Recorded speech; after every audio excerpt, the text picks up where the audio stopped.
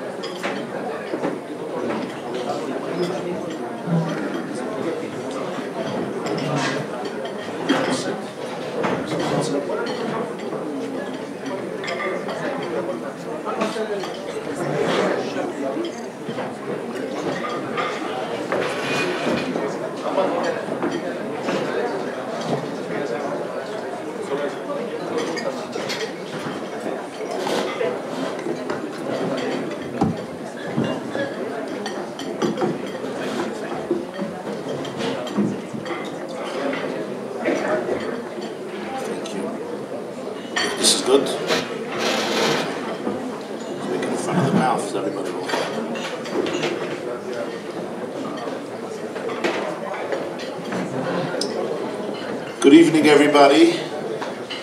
I really enjoyed the introduction. You know why? Because I didn't understand a word he said about me. Those are the best introductions. I hope he said nice things too. Thank you for your kind words.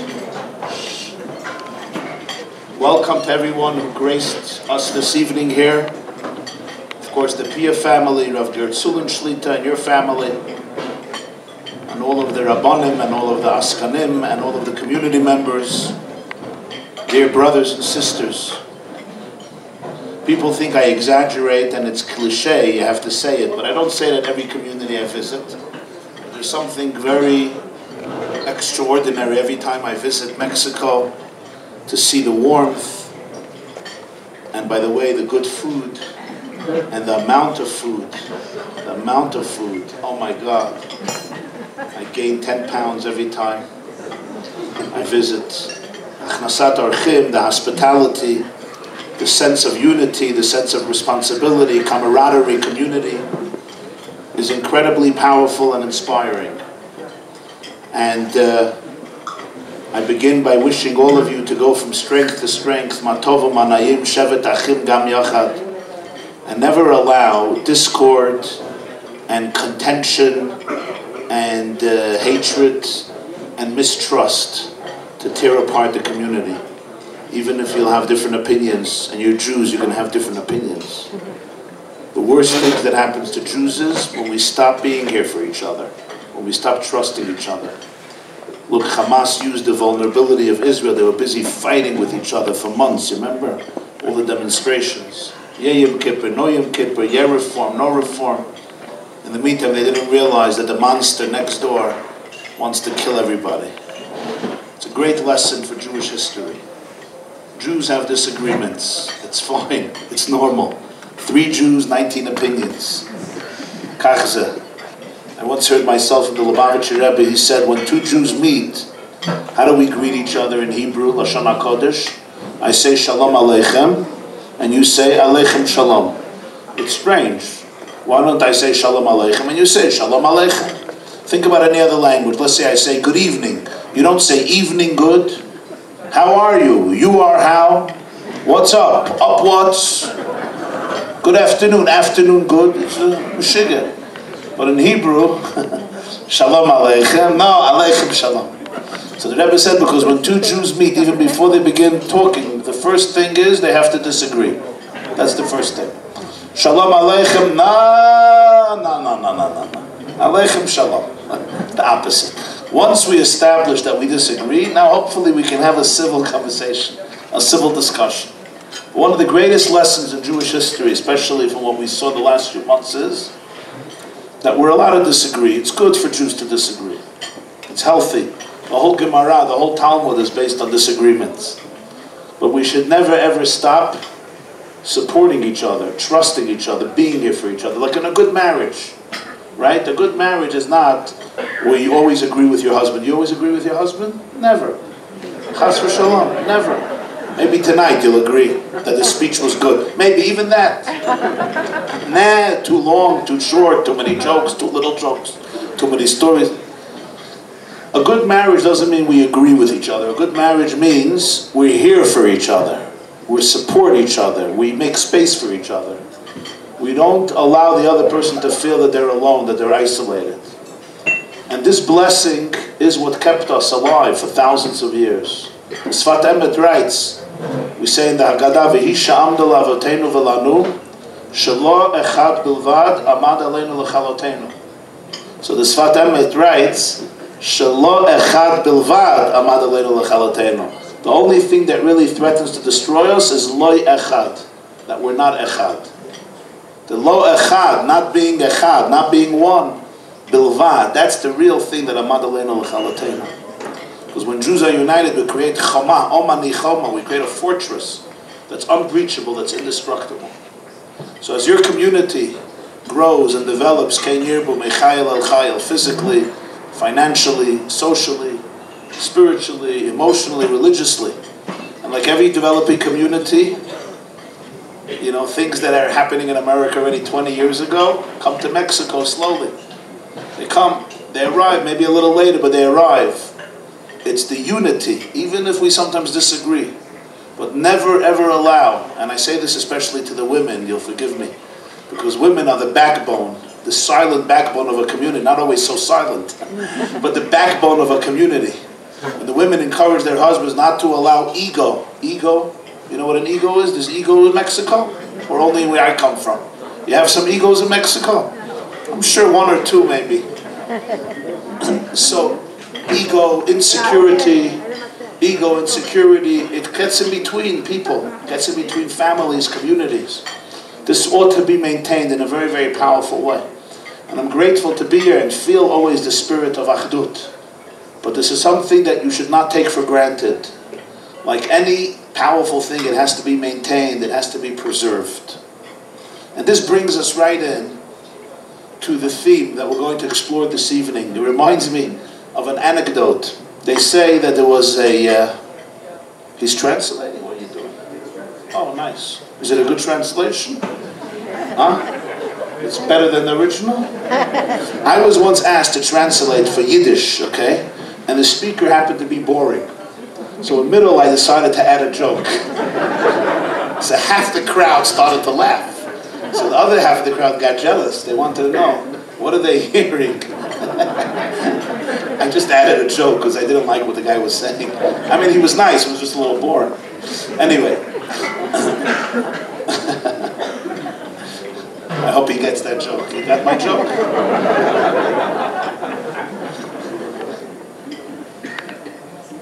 So there was a couple that unfortunately they didn't have children for many years. And one day, a great rabbi, a tzaddik, a mekubal, a Kabbalist came from Jerusalem. So the couple went to the rabbi and they asked him if he could give them a blessing. So he said, you know, tonight I'm flying back to Israel. Give me a note with your names and mother's name. I'm going straight to the Kotel HaMa'aravi, to the Western Wall. And I'm going to put the names in the wall and I'm going to pray to Hashem, you should have a child. Beautiful. They give him a note with the names, the husband and the wife. 5 years later, this rabbi comes back to town. He's walking in the street and he meets the wife. He doesn't want to say anything, you know, he doesn't want to make her uncomfortable. He says, hi, shalom, how is everything? She says, mazel tov. We need to get a mazel tov. He said, you had a baby? She said, we have 10 children. He says, 10 children? It was 5 years ago, you didn't have any. She said, yeah, the first year we had triplets. The second year we had twins. Then we decided we need a break. So we took a break. Then we had another set of triplets. Then we had another set of twins. We have a minyan in the house. 10 children. The rabbi's like, wow, wow, that's amazing. Mazal tov, mazal tov, mazal tov. Where's your husband? I want to give him a hug and a kiss. And she says, my husband went to Israel. Really? That's so nice. Why? What did he in Israel? He went to Yerushalayim. Why? He went to the Kotel. Why? He's looking for the note. He wants to take it out.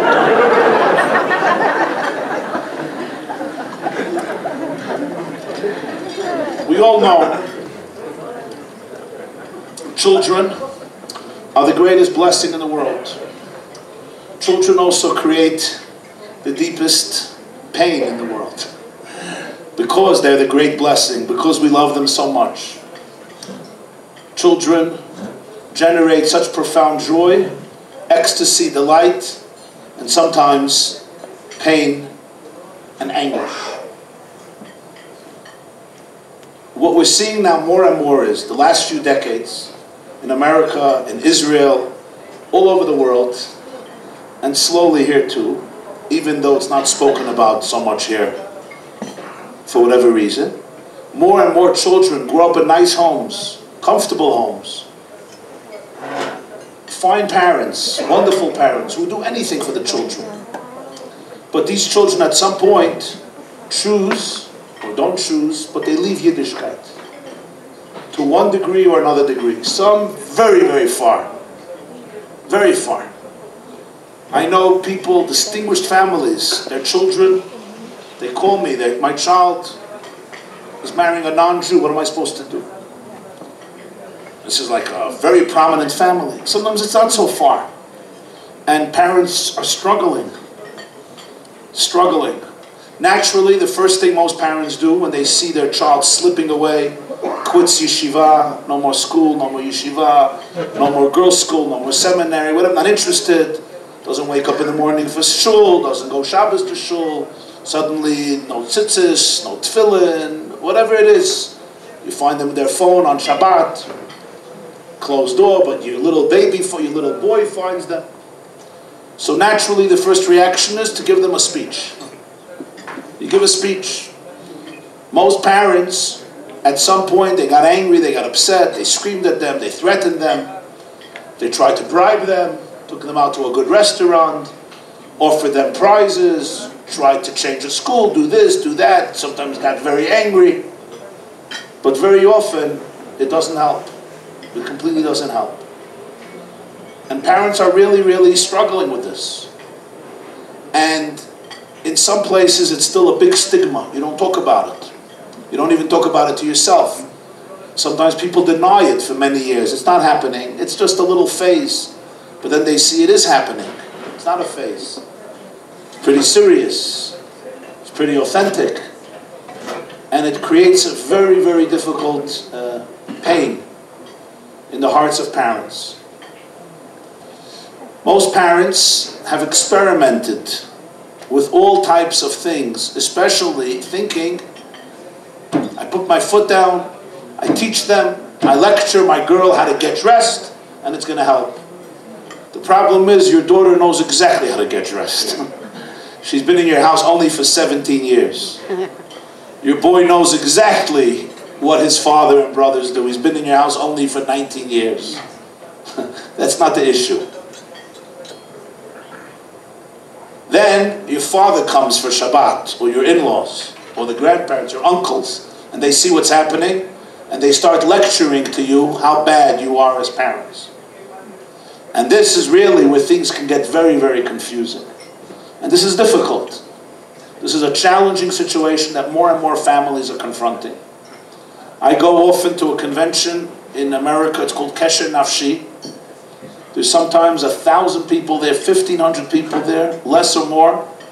They do it a few times a year.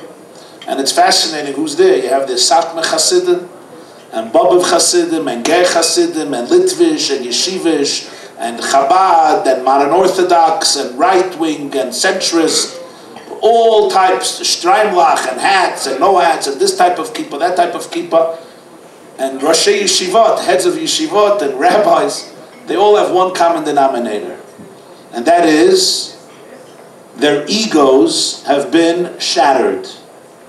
Why have their egos been shattered? Because one child, or sometimes two, or sometimes three, have left Yiddishkeit.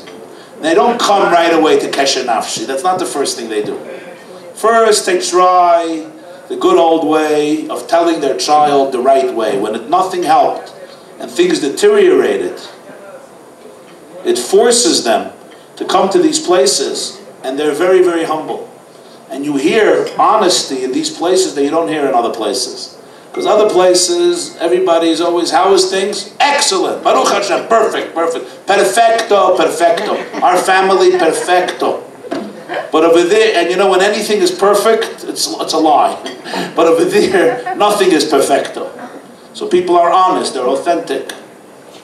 And it's very, very, very powerful. At a recent convention, there was a father who spoke. He's a friend of mine, a very good man, a Hasidic Jew. He spoke in Yiddish. I mean, he spoke in English, but it sounded like Yiddish, because his English is quite broken.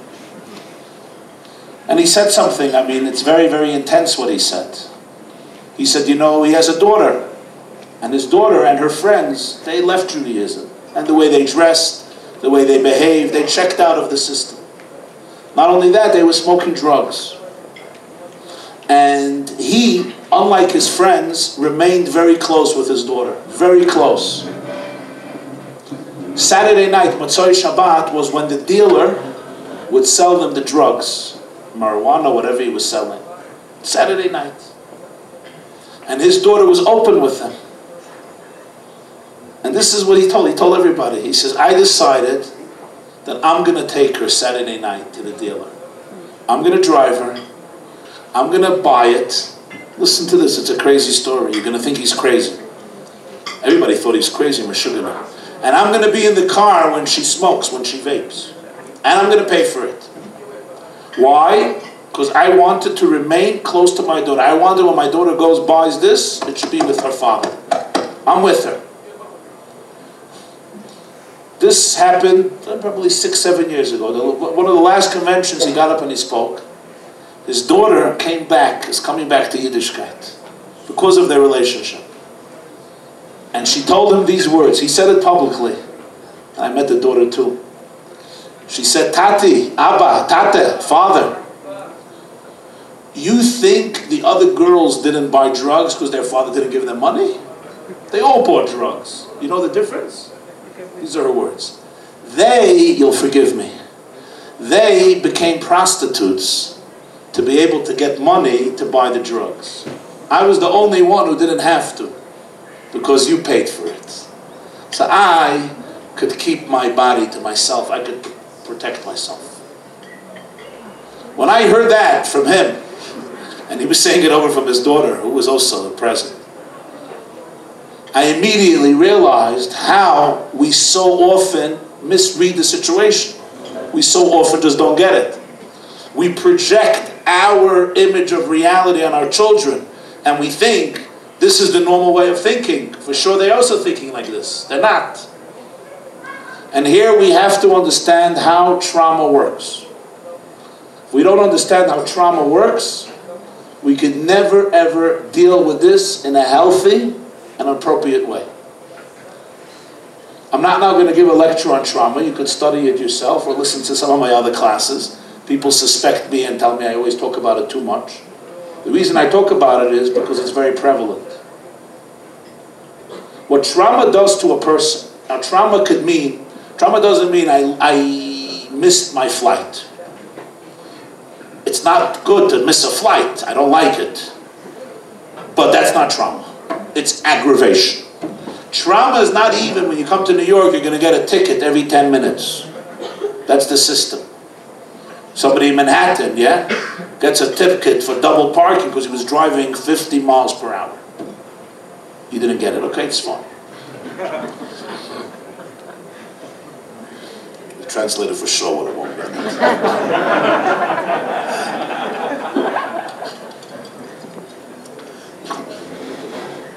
There's aggravation. Trauma does not mean, in New York, my car gets towed. It's not trauma, it's aggravation. Trauma is something else. Trauma is something that causes a young man or a young woman or a child to actually disassociate. Part of their brain shuts down. Their amygdala, the part of the brain that's responsible for alerting them to danger, wakes up. Imagine you have a smoke alarm in your house and there's smoke, a Havdalah candle, and the smoke alarm goes off. The fire alarm goes over. You know how loud it is, yeah? Ah! And nobody shuts it off. So 10 years later, you still have that alarm 24. You can't function. Trauma means that amygdala is triggered very, very often. And there is such a sense of danger that I'm forced to disassociate from anything that's going to trigger that danger, that pain. And if the trauma came from school, or from my home, or from Yiddishkeit, or from abuse, emotional abuse, sexual abuse, beating, feeling like a failure in yeshiva, feeling like a failure in the system for 6 years, 10 years, I was like an idiot. Somebody told me today that 3 of his siblings left Yiddishkeit. Today he found out. Yeah, they suffered from dyslexia, they're dyslexic. So they're in yeshiva for 15 years, they feel like the stupidest people in the world.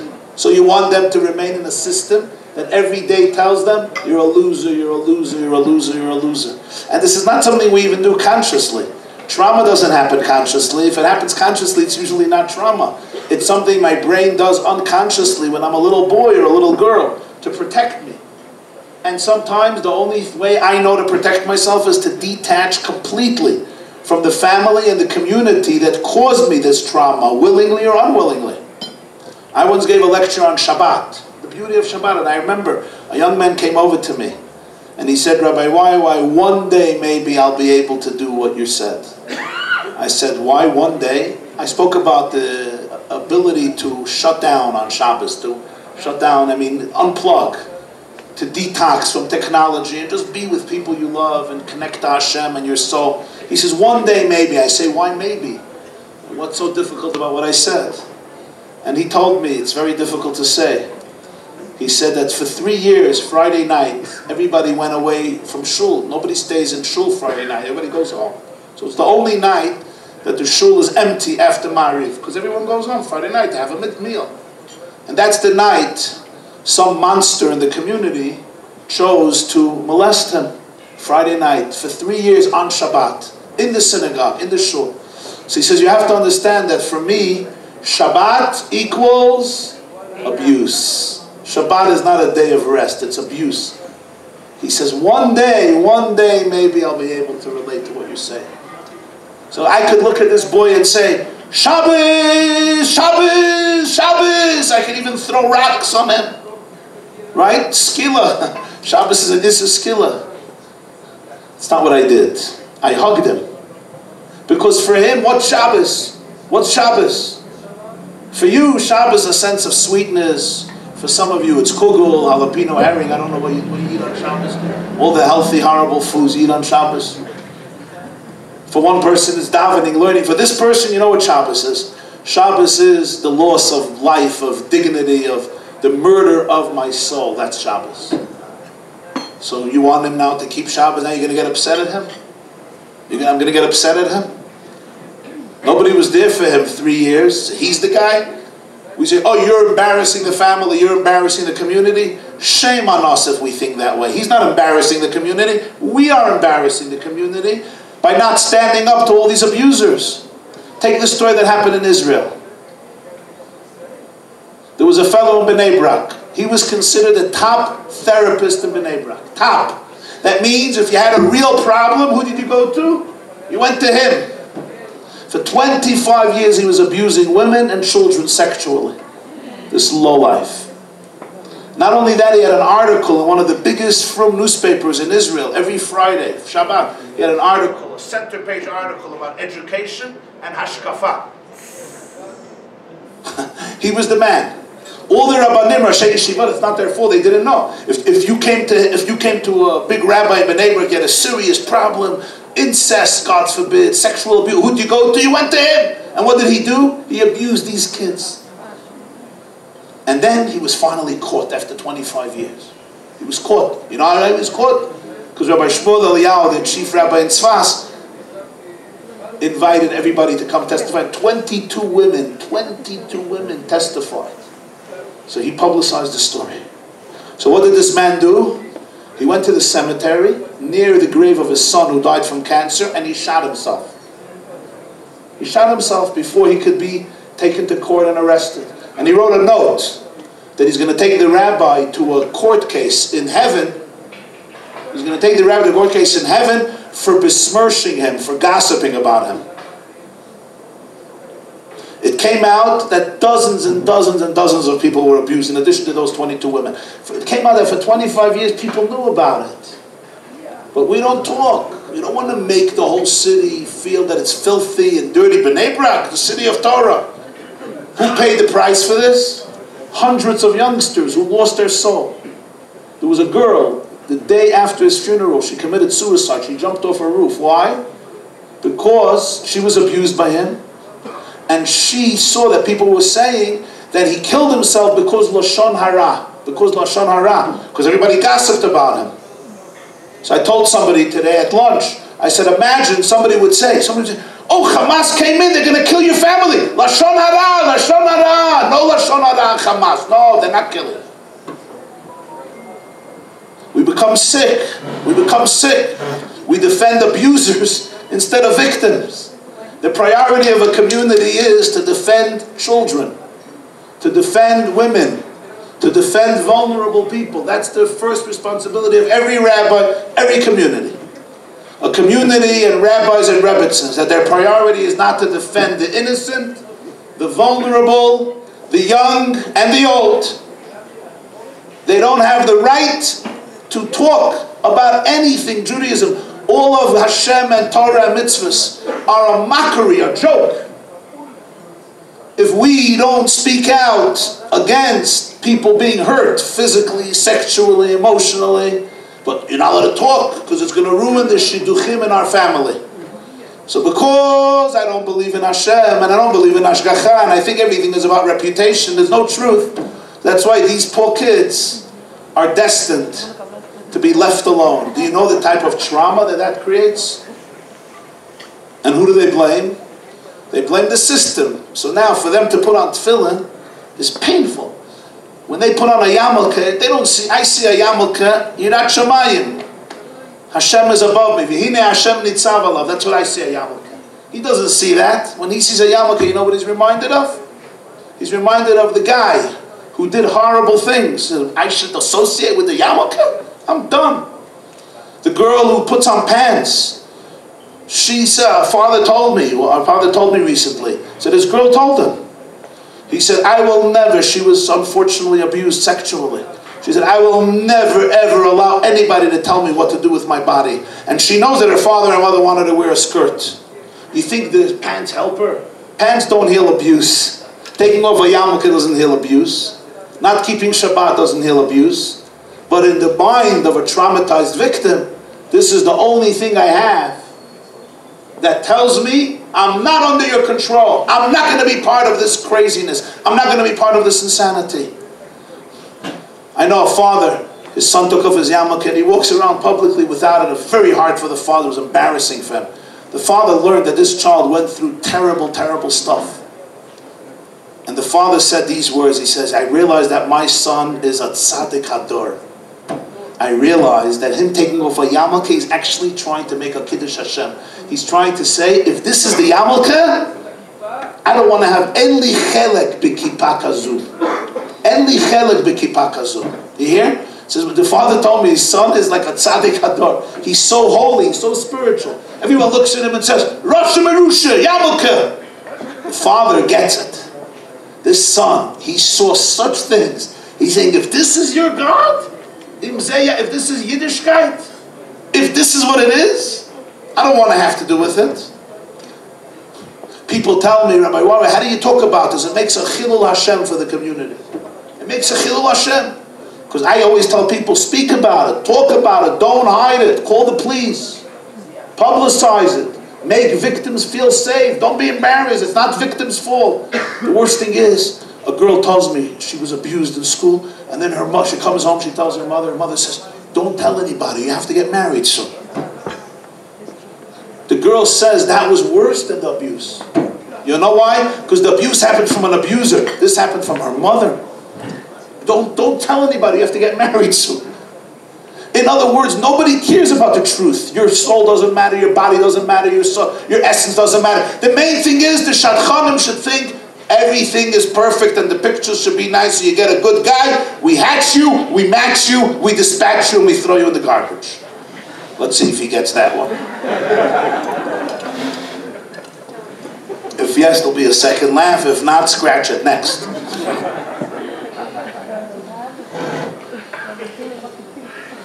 Parents are not allowed to be. Parents need to be able to be truthful and sensitive. I know it's not easy. It's not easy. But it's much less easy. It's much worse to put it under the carpet, to hide, to make believe nothing is happening. I was in a community and I spoke about this. And a father came over to me afterwards. He asked me if he could speak to me privately. And he said he's a Baal Tshuva. He and his wife returned to Judaism later in life. And they joined a community. A very nice, frum community in the United States. And you know, you'll forgive me, I'm a little blunt. Baalei Tshuva sometimes have a challenge. It's not their fault, it's the rest of the community's fault. But the challenge is they always try to fit in. They don't want to be outcast, so they always copy people. They want, what do you do? What do you do, right? They say, you want a funny story, this happened in a Chabad house. There was a new guy who came into Chabad, he didn't know what to do. So the rabbi said, I'm going to put you near this guy, he's been here for many years, and just copy him. When he stands up, stand up, sits down, sit down. So that's what he did. Baruch Hu stood up, Kedusha stood up, and then he didn't know what's happening, he just fell. At the end of davening, the rabbi gives a mazel tov and he says, I want the father of the new boy to stand up. So this guy stands up, so this other guy stands up. So it was a really great moment when the father of the new boy should stand up and two men stood up.